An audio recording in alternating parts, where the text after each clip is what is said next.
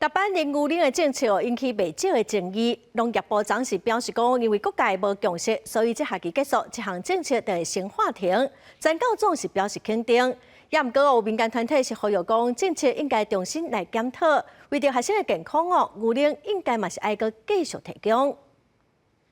办到这学期结束，那下学期就停办了。农业部伫行政院会后记者会证实，特班临青年的政策办到这学期，并且坦白讲，家长、学校、县市政府、产业、教学、教育团体各界意见拢无共款。我们因为也没有办法取得由中央继续办这件专案的支持，那所以其实昨天有这样子，就是说我们就停办的决议。侪代表达反对特班临青年政策，陈教总肯定正义，有甲苦劝听力去停班，讲到政策实施以来，学校拢真痛苦，干扰学校的作息，影响学习的品质，批评立意良善不一定就是好的政策，希望莫搁安尼做咯。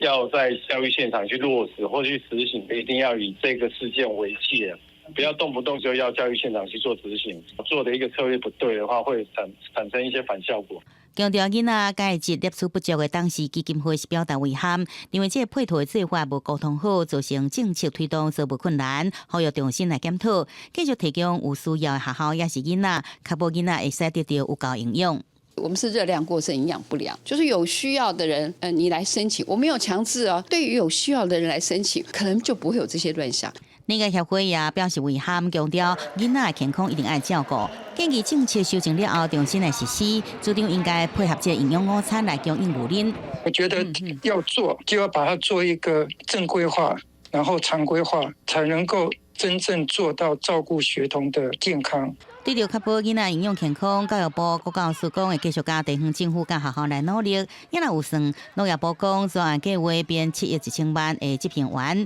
另外，原先编列4年44亿补助，会搁规划对产业上较有帮助的做法。记者综合报道。